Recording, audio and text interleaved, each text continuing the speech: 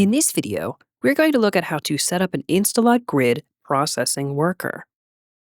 For this to work, you need to make sure that you have the correct license entitlements. Connecting processing workers to an existing InstaLOD Grid server is a very similar process to setting up a main server and can be done either using the command line or InstaLOD Studio.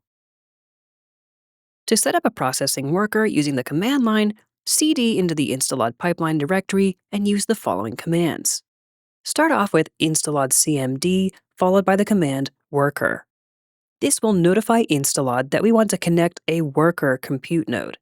Then we need to specify what server to connect the worker with.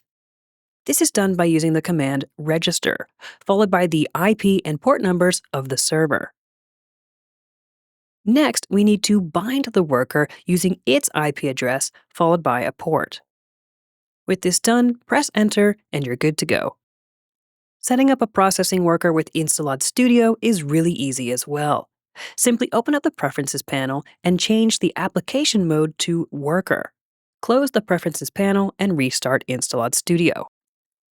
Once the application has been restarted, enter the IP address and port number of the worker and specify what InstaLOD Grid server to connect to. You're now ready to process data through InstaLOD Grid, and I'll show you how exactly this is done in the next video. If you enjoyed this video, drop us a comment below and don't forget to subscribe.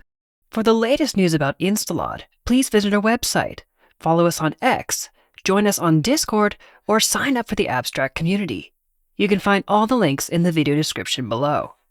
Thanks for tuning in, and we'll see you in the next one.